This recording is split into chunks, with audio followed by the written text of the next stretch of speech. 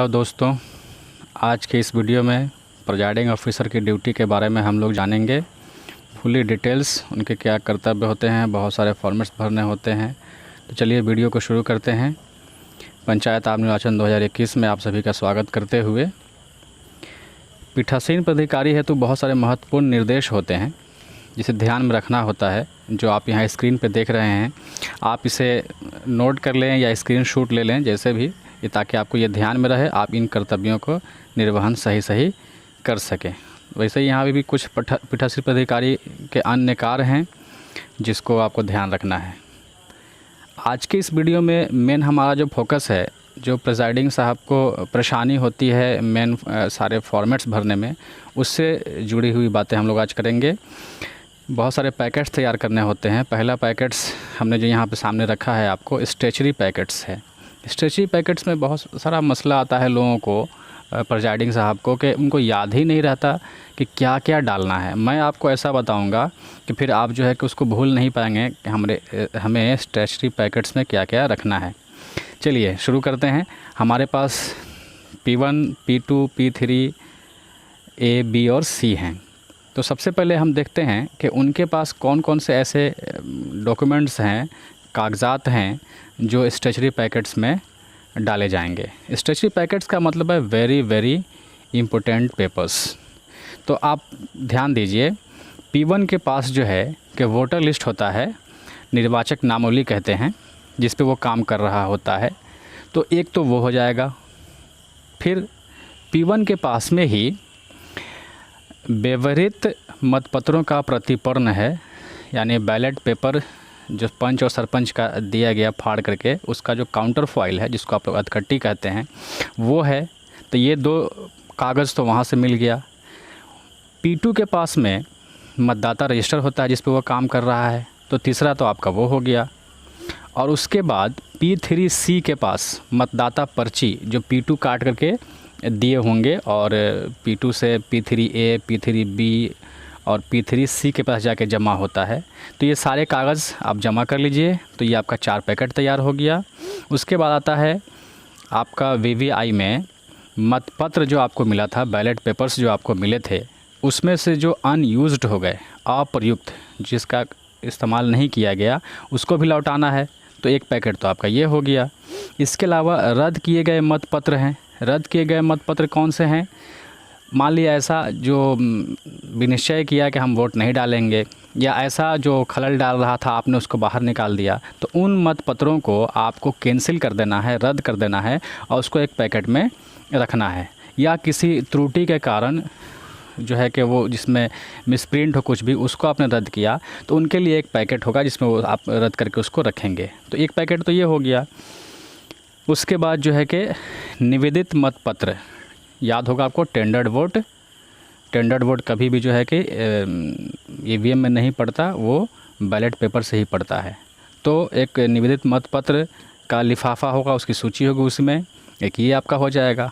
और एक और आपका हो गया चैलेंज्ड वोट की सूची। चैलेंज वोट हमेशा EVM में ही पड़ता है, बस उसकी सूची तैयार की जाती है जो कि इसमें जाएगा। तो आप बहुत ही आसानी से याद रख सकते हैं। 4 कागज़ जो है कि जो आपके काम कर रहे हैं, P1, P2, P3, इनके पास से हो गए। या बाकी 4 जो है इम्पोर्टेंट पेपर्स जो यहाँ पे आप सामने देख रहे हैं, ये हो गए। अब इन सब को जो है कि अलग अलग पैकेट में पहले डाल करके फिर उनको सील किया जाता है। फिर एक बड़ा सा पैकेट होता है, उसमें डाल के फिर उसको भी सील किया जाता है। ये स्टेशनरी पैकेट्स हुआ। चलिए आगे बढ़ते हैं। दूसरा पैकेट होता है नॉन स्टेशनरी पैकेट्स। मैंने कहा था स्टेशनरी पैकेट्स का मतलब होता है very important papers. Non stationery का पैकेट्स का मतलब आप समझ रहिए कि इम्पोर्टेंट पेपर्स। इसमें क्या होता है, ये भी कुछ डॉक्यूमेंट्स होते हैं जो इम्पोर्टेंट होते हैं। जैसे कि आपने निर्वाचक नामावली की चिन्हित प्रति से भिन्न प्रति, आपको 3 प्रति वोटर लिस्ट मिला था, एक में P1 ने काम किया, बाकी 2 प्रति बची हुई है, उसको डाल देना है। दूसरा जो है कि मतदान अभिकर्ता का नियुक्ति पत्र जो आपने उसको रखा है लेकर के, एक उसको डाल देना है। एक में जो है कि दृष्टिहीन, शिथिलांग, दिव्यांग निर्वाचकों के लिए सूची होगा, उसके साथ की घोषणा होगी, ये उसमें डाल देना है। चौथा है आयु संबंधी घोषणा एवं सूची। आप जानते हैं कहीं पर कभी ज़रूरत पड़ जाती है आयु के बारे में कुछ कन्फ्यूज़न होता है तो उसको घोषणा ली जाती है, तो वो ऐसा कुछ कागज़ है तो उसमें डालेंगे। और अगर ये सब कागज़ नहीं होंगे तब भी जो सूची में आप नील एक फॉर्मेट फाड़ेंगे, उसमें नील लिख करके इन पैकेट्स में ये सब डाल देंगे। लेकिन अभिक्षेपित मतों के संदर्भ में प्राप्त हुई राशि एवं रसीद बुक का लिफाफा। आपको पता है अभिक्षेपित मत की सूची जो है कि आपने स्टेशनरी पैकेट में डाला, लेकिन उसके संदर्भ में प्राप्त की गई जो राशि होगी और या उसके लिए जो रसीद बुक होती है वो आपका नॉन स्टेशनरी में जाएगा। ध्यान रहे। अप्रयुक्त एवं क्षतिग्रस्त पेपर सील, जो भी आपका अनयूज्ड रह गया या किसी तरह से वो नुकसान हो गया है उसको आपने रखा है, पेपर सील वो जाएगा इसमें। अप्रयुक्त मतदाता पर्ची जो P2 काट करके देता है वोटर्स को, तो जो पर्ची बच गया वो भी इसमें जाएगा। अप्रयुक्त एवं क्षतिग्रस्त स्पेशल टैग जो आपका CU में सील करने के लिए काम आता है उसमें से ही बचा रहता है तो वो उस भी जाएगा। अप्रयुक्त एवं क्षतिग्रस्त स्ट्रिप सील भी आपको वो CU को सील करने के लिए आता है, वो भी अगर बचा हुआ है तो अभी इसमें जाएगा। और एक और पेपर है आपका मॉक पोल सर्टिफिकेट। अगले वीडियो में मैंने जो है आपको बताया था कि मॉक पोल करने के बाद आपको एक सर्टिफिकेट तैयार करना है, उसका मैंने आपको प्रपत्र भी वहाँ पे डाला था, तो वो भी आपको इसमें रखना है। ये नॉन स्टेशनरी पैकेट आपका कंप्लीट हो जाएगा। इसके बाद है आपका तीसरा पैकेट। तीसरा पैकेट में ये सारे आप देख रहे हैं, ये सारी चीज़ें हैं। मतलब ये कि इसके अलावा जो चीज़ें बच गई उन सबको एक थर्ड पैकेट में रख करके थर्ड पैकेट तैयार कर दीजिए। इस बार चौथा पैकेट का ऐसा कोई सूचना नहीं है कि चौथा पैकेट तैयार करना है। चौथा पैकेट आपको तैयार नहीं करना है। तो ये सारे पैकेट्स हुए stationery, non stationery, third packets. लेकिन इन सब से जो अलग है वो होता है खुला लिफाफा। Stationery, non stationery, third packet ये सारे बंद करके आप देते हैं। वहाँ पर कलेक्शन सेंटर पे उसको कोई खोल के देखता नहीं है। लेकिन ये जो लिफाफे हैं, खुला लिफाफा, ये खुला ही होता है और इसमें से बहुत सारे पॉइंट्स वो देखते हैं जो बहुत इम्पोर्टेंट होते हैं, तो इसलिए इनको खुला रखा जाता है। और यही मेन लिफाफा है। इसमें कहीं कमी आएगी तो आप कलेक्शन सेंटर पे कई बार आपको दौड़ना पड़ जाएगा। तो मैं मेन ये वीडियो बनाने का मेरा उद्देश्य यही है कि इन फॉर्मेट्स में आखिर क्या कमी रह जाती है कि जो हमारे प्रिजाइडिंग साहब को बार बार घूमना पड़ जाता है। तो इसका मेरा उद्देश्य मैंने अगले वीडियो में कहा ही था कि प्रिजाइडिंग के लिए जो मेन इम्पोर्टेंट पेपर्स होते हैं उनको भरने में जो ख़ास पॉइंट्स होते हैं मैं उसको कवर करूँगा। सारे पॉइंट्स नहीं, जो एकदम ख़ास हैं, जिनके बिना जिसमें कमी के कारण आपको लौटना पड़ जाता है, उनको हम लोग इस वीडियो में कवर करेंगे। चलिए, तो पहला इसमें होता है पीठासीन पदाधिकारी की डायरी। ये आपको 2 प्रति में तैयार करना है। दूसरा है पीठासीन पदाधिकारी का घोषणा। ये दिया हुआ है नोट में कि 4 EVM एवं 1 मतपेटिका के लिए अलग अलग, मतलब आपको पूरे 4 EVM के लिए 2-2 प्रति करके 8 हो गए और मतपेटिका के लिए भी 2 बनाना है, यानी कि 10 प्रति में आपको पीठासीन पदाधिकारी का घोषणा तैयार करना है।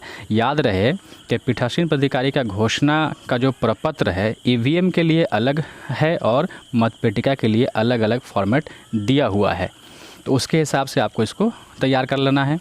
उसके बाद है तीसरा जो है कि रिकॉर्ड किए गए मतों का लेखा।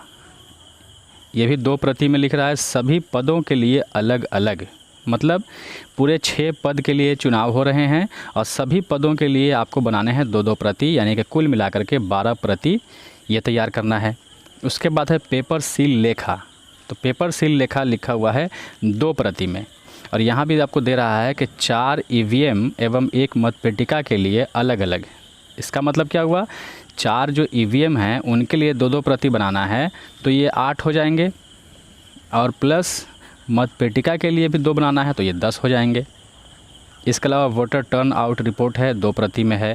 विजिट शीट, जिसमें कोई भी पदाधिकारी आता है, इसको आपको तैयार करना नहीं होता है, बस एक उसमें बहुत सारे कुछ पॉइंट्स होते हैं, वहाँ बूथ वगैरह का नंबर लिख करके अब बाकी उसको रखा जाता है टेबल पर सामने में, और जब भी जो है कोई अधिकारी आते हैं विज़िट करने तो अपना उसमें रिमार्क्स नोट करके जाते हैं। तो इसको भी 2 प्रति में तैयार करना होता है। तो इसको 2 प्रति तैयार कैसे करेंगे आप?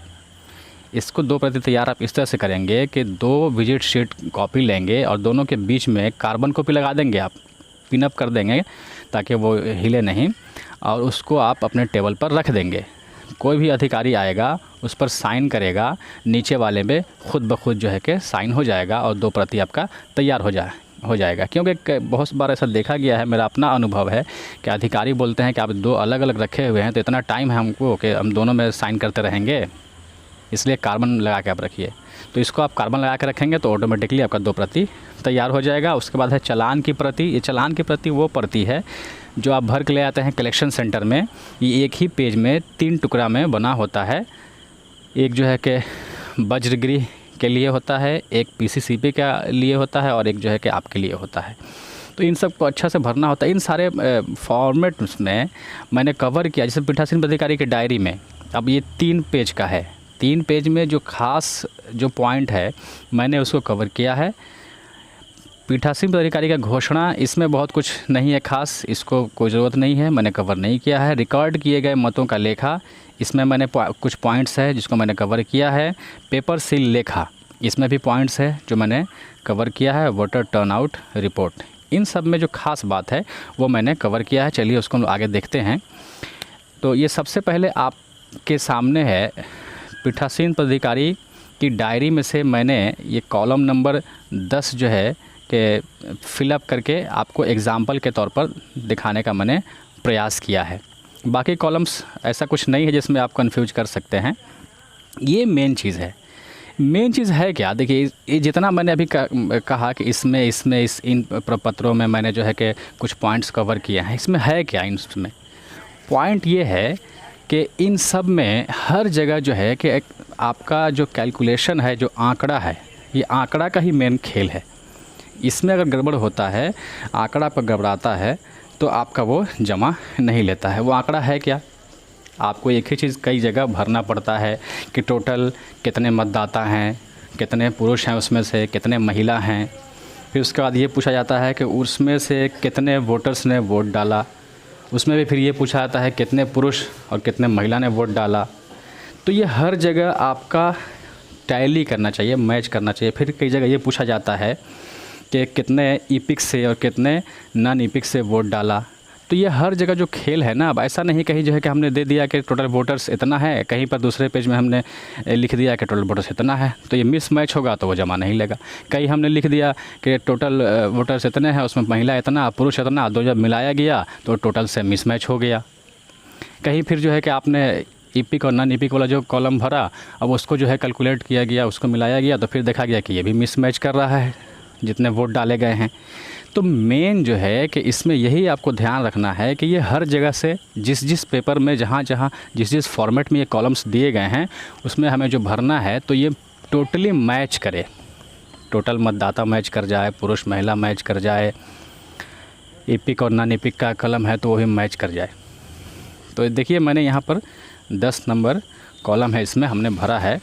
यहाँ पर दिया गया है कि मतदाता सूची में दर्ज कुल मतदाता, तो मतदाता सूची में कुल कितने मतदाता हैं उसमें बनाया हुआ है आपको, पुरुष कितना, महिला कितना और टोटल आपको योग बता रहा है।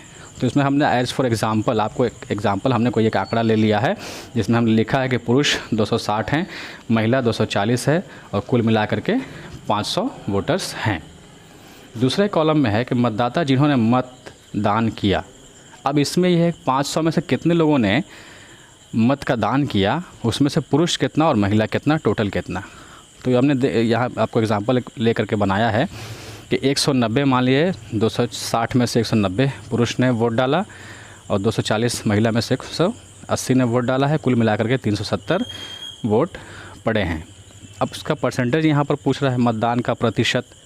तो इसमें ध्यान रखना है कि जो प्रतिशत जो पूछ रहा है तो पुरुष जितने टोटल हैं उसमें से जितने पुरुष ने मत डाला तो ये पुरुष से परसेंटेज निकालेंगे। 260 में से 190 वोट डाला तो टोटल कितने परसेंट हुए, तो ये 73.07% प्रतिशत है।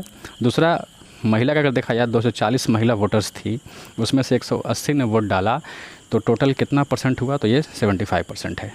और वैसे ही टोटल, अब यहाँ टोटल का निकाला गया है, 500 में से 370 वोट अगर पड़े तो कितने प्रतिशत हुए, तो ये टोटल 74% वोट डाले गए हैं। ये आंकड़ा जो है कि हर जगह आपका मैच करना चाहिए, ध्यान रहे आपको। टोटल मतदाता आपके 500 हैं, 370 वोट पड़े हैं, पुरुष का इतना और महिला का इतना। आगे जो भी फॉर्मेट में आप भरेंगे उसमें ये हर जगह टैली करना चाहिए। चलिए अगला आपके स्क्रीन पर दिख रहा है ईवीएम में रिकॉर्ड किए गए मतों का लेखा। तो मतों के लेखा में भी देखिए, इसमें भी बहुत ही इम्पोर्टेंट पेपर है ये, जिसको मैंने कवर किया है। देखिए यहाँ भी पूछ रहा है कि मतदान केंद्र के लिए निर्धारित निर्वाचकों की कुल संख्या। तो आपको याद है कि आपने जो है कि 500 वोटर्स लिखा था आपने, उसमें से पूछ रहा है कि मतदाता रजिस्टर में प्रविष्ट मतदाता की कुल संख्या। तो आपको याद है कि आपने वहाँ लिखा था कि टोटल मतदाता जिन्होंने वोट डाला 370 था, तो यहाँ पर एकदम सेम मैच करना चाहिए आपका। फिर उसके बाद है कि मत रिकॉर्ड न करने का विनिश्चय करने वाले मतदाताओं की संख्या।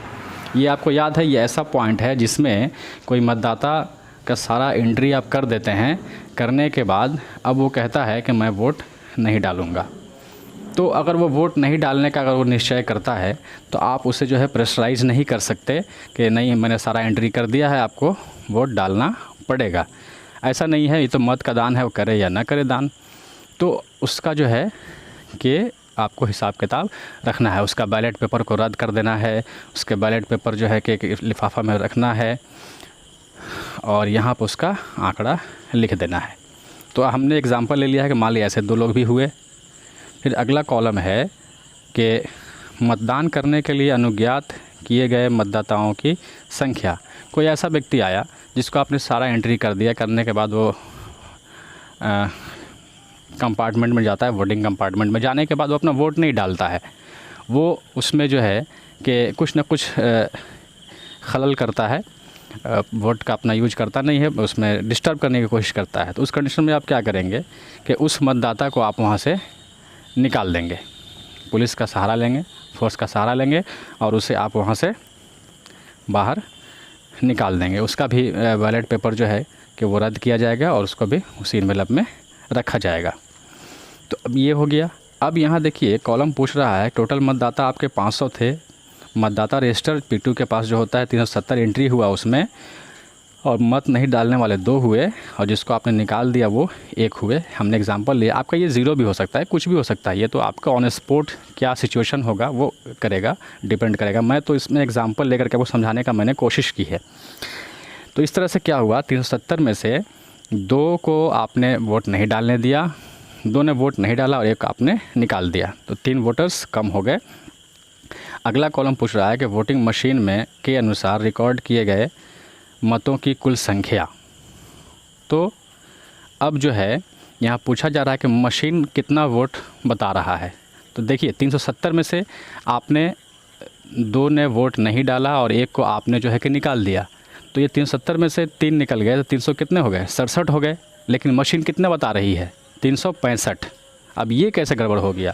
तो अगला कॉलम पढ़िए आप, इसमें लिखा हुआ है कि क्या मद 5 के सामने यथादर्शित मतों की कुल संख्या मद 2 के सामने यथादर्शित मतदाताओं की कुल संख्या घटा मद 3 के सामने यथादर्शित रिकॉर्ड न करने वाले मतदाताओं की संख्या घटा मद 4 के सामने यथादर्शित मतदाताओं की संख्या।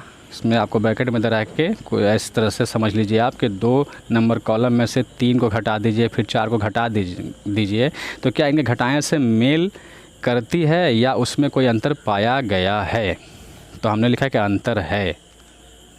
मतलब क्या हुआ, जब 370 में से 2 घटाया गया फिर 1 घटाया गया तो मशीन 365 बता रहा है, 367 नहीं बता रहा है, इसमें अंतर है। हमने लिखा कि यहाँ पे अंतर है। वो अंतर क्यों है, अब आगे देखिए। अगले कॉलम में पूछ रहा है 7 नंबर में कि उन मतदाताओं की संख्या जिनको नियम 72 के अधीन निवेदित मतपत्र जारी किए गए। टेंडर वोट, आपको पता है कि जो टेंडर वोट होता है वो बैलेट से ही वोट डालते हैं, उनका वोट ईवीएम में नहीं पड़ता है। तो ये 2 वोटर ऐसे हैं जिन्होंने अपना वोट ईवीएम में नहीं डाला। तो अब आपको समझ में आया 2 वोट वहाँ पर मशीन में क्यों कम बता रही है। वो मशीन, ये 2 वोट उसमें नहीं पड़े हैं। तो अब इसको भी अगर आप जोड़ लीजिए तो आपका मतदाता रजिस्टर से मैच कर जाएगा 365, और ये 2 367 और प्लस 3 जिन्होंने वोट नहीं डाला 370 हो जाएगा आपका। तो ये आपका टोटली मैच कर जाएगा। तो ये बहुत इंपॉर्टेंट कॉलम, इसको बहुत अच्छा समझना है। इसमें बहुत लोग कंफ्यूज करते हैं, हमने बहुत ही अच्छा से वो समझाने की कोशिश की है। अच्छा लगे, अगर समझ में आए, आपको लगे कि बहुत ही कारगर है ये, तो आप ज़रूर इसे जो है कि लाइक करें, हौसला बढ़ाएं मेरा, और शेयर करें, सब्सक्राइब करें। चलिए आगे हम लोग चलते हैं। 8वां कॉलम है कि का नंबर निवेदित मतपत्र की संख्या 8 नंबर में। तो हमने ले लिया कि मान लिया आपको 20 दिया जाएगा टेंडर वोट के लिए अलग से, तो इसका क्रम संख्या पूछ रहा है कि कितने क्रम संख्या से कितने नंबर तक आपको वो 20 बैलेट पेपर्स टेंडर वोट के लिए मिले हैं। एक तो आपको जनरल मिलेगा बैलेट पेपर्स, और एक आपको अलग से जो है कि 20 पीस सभी के पद के लिए मिलेगा। तो हमने यहाँ लिख दिया है कि मान लीजिए कि क्रम संख्या 721 से लेकर के 740 तक हमें प्राप्त कराया गया है। ये टोटल 20 हुए। तो हमने वहाँ लिख दिया है प्रयोग के लिए प्राप्त 20 हो गए हैं। उसमें से निर्वाचकों को निर्गत किए गए और वापस किए गए, निर्वाचक जिसको निर्गत किया गया और फिर उससे वापस भी हमने ले लिया हमने, तो वो कौन से थे? जिन्होंने टेंडर वोट डाला। तो 2 थे वैसे, तो हमने यहाँ 2 लिख दिया। अब है प्रयुक्त न किए गए और वापस किए गए, अनयूज्ड जिसको हमने लौटाया है। तो 20 में से 2 टेंडर वोट पड़े, बाकी 18 बच गए, तो यहाँ पे हमने लिख दिया। तो ये सारा कैलकुलेशन आपका देखिए, आपका वहाँ से भी मिल रहा है, पिछले डायरी में भी जो संख्या था आपका मतदाता के बारे में, और यहाँ दोनों टैली कर रहा है, मैच कर रहा है एकदम बिल्कुल। अब आगे है आपका पेपर सील लेखा। देखिए, पेपर सील लेखा के लिए कहा गया है कि आपको पेपर सील लेखा ईवीएम के लिए अलग बनाना है और मत पेटिका के लिए अलग बनाना है। तो इसका फॉर्मेट्स भी हुआ कि अलग अलग आएगा, लेकिन अभी तक जो आयोग से सूचना प्राप्त है उसके अनुसार अलग से ईवीएम के लिए पेपर सील लेखा फॉर्मेट तैयार नहीं किया गया है। यहाँ पे जो आप भरेंगे ईवीएम के लिए, यही आपका पेपर सील लेखा ईवीएम के लिए हो जाएगा। तो इसका मतलब ये हुआ कि आप ये 2 प्रति तो मतपत्र लेखा तैयार कर ही रहे हैं, इसको 2 प्रति और तैयार कर लेंगे आप, तो ये आपका ईवीएम के लिए पेपर सील लेखा के लिए भी तैयार हो जाएगा। यानी कि आपको ये चाहिए कि इसको 4-4 कॉपी आपको आप इसको तैयार कर लें। तो यहाँ पर देखिए पेपर सील लेखा आप जान रहे हैं, ग्रीन पेपर सील, जिससे हम लोग जो है कि मशीन को सील करते हैं। तो हमने यहाँ पर एग्जाम्पल, यहाँ पर ये भी एक सूचना आई है कि जो पेपर सील मिलेगा वो ईवीएम के लिए 4 ईवीएम है, आपको उसको सील करना है, उसके लिए आपको अलग संख्या से मिलेगा और मत पेटिका के लिए अलग संख्या से मिलेगा। और आपको रिपोर्ट जो देना होगा, मत पेटिका का फॉर्मेट अलग है, उसका उसके हिसाब से वहाँ देना होगा और इसका इसके हिसाब से यहाँ देना होगा। अभी तक जो सूचना प्राप्त हो रही है आयोग के द्वारा, अभी तक तो यही है। अगर ऐसा नहीं मिलता है, मान लीजिए कि सबका मिला करके एक ही जगह मिल जाए, मत पेटिका के लिए भी और ईवीएम के लिए भी अगर ऐसा मिल जाए, तो उसमें आप संख्या के हिसाब से, सीरियल नंबर के हिसाब से आप उसका इसमें नोट कर सकते हैं। तो मैंने यहाँ पर एग्जांपल लिया है कि क्रम संख्या 304 से 313 तक हमें पेपर सील मिला। तो 304 से 313 तक ये टोटल कितने हुए? ये टोटल 10 हो गए। आप पूरी पेपर सीलों की कुल संख्या 10 हो गए। अब मान लीजिए प्रयुक्त पेपर सीलों की संख्या जो प्रयुक्त हुआ, हमें 10 मान लीजिए कि दिया गया ईवीएम के सीलिंग के लिए, तो हमें 4 मशीन है, 4 कंट्रोल यूनिट में हमें इसका यूज करना है। तो मैंने यहाँ पर लिखा है कि प्रयुक्त पेपर सील की संख्या 6 हो गए, 4 मशीन में लगा। और 6 कैसे हो गए? मान लिया कि हम लगा रहे थे, उसमें से कोई जो है कि क्षतिग्रस्त हो गया, 2, 4 यूज हुआ, 2 क्षतिग्रस्त हो गया, तो ये आपका प्रयुक्त 6 हो गया। रिटर्निंग ऑफिसर को वापस की गई अप्रयुक्त पेपर सीलों की संख्या, तो 6 जो है कि 4 यूज हो गया, 2 ख़राब हो गया, 6 इस तरह से यूज में आ गया, तो आप 4 लौटा रहे हैं। ये आपका संख्या डिफ़र कर सकता है, ये तो मैंने अपने से सोच करके बैठाया है, आपका वहाँ ऑन स्पॉट कुछ भी हो सकता है।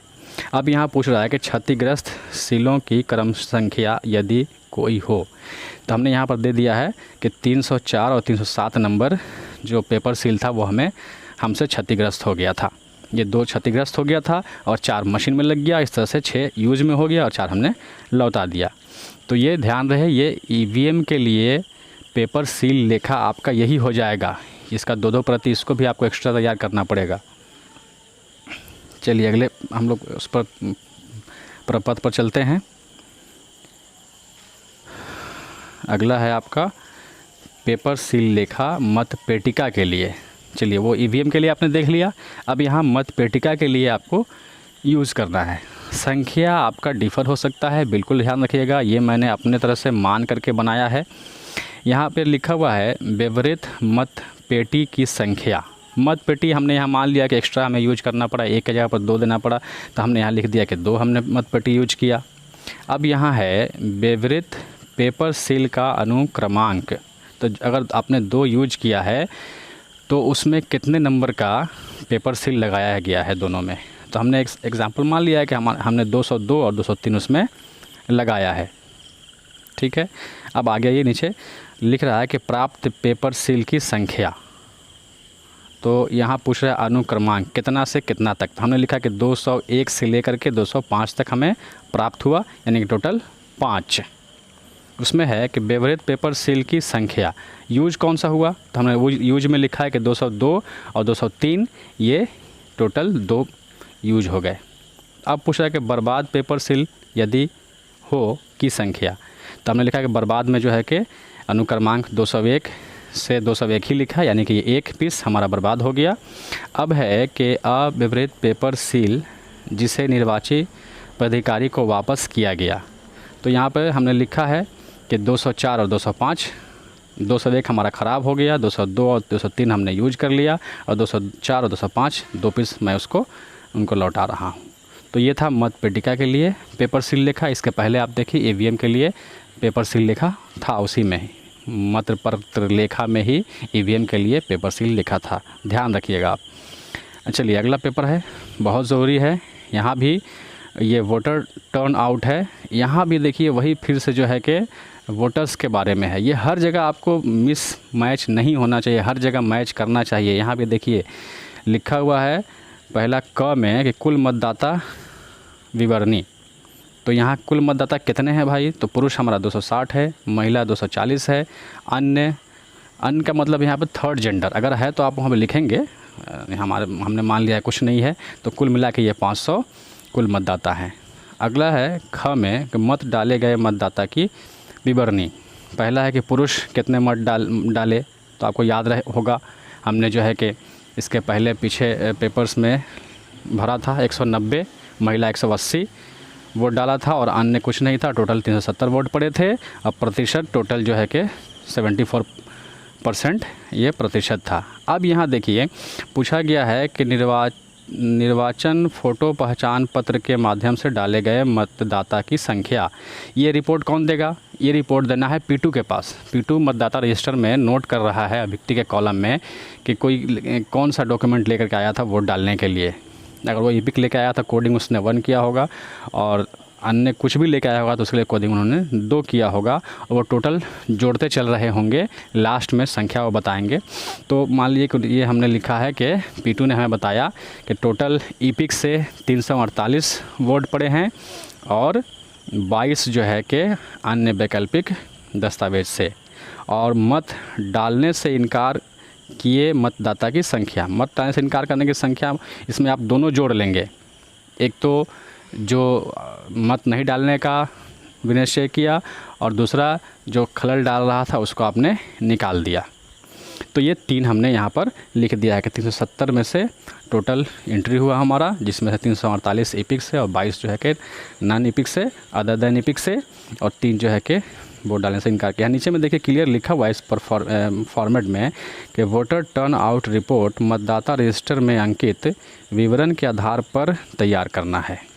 तो एकदम उससे ये मैच करना चाहिए। बस यही है कि हर जगह आपका जो आंकड़ा का खेल है ये सही रहना चाहिए। मैं बार बार यही कर रहा हूँ, ये आंकड़ा का खेल गड़बड़ाया, कहीं पुरुष महिला कम हो गई, कहीं टोटल वोटर आपका कम ज़्यादा हो गया, ईपिक नॉन ईपिक मिला करके टोटल वोटर जो हैं वोट पड़े हैं उससे जो है डिफ़र कर गया, तो आप घूमते रह जाएंगे। वो आपको देखेगा मिस मैच है, वो टोटल तुरंत आपको वापस कर देता है और कहता है कि जाइए ठीक नहीं है फिर से भर के आइए।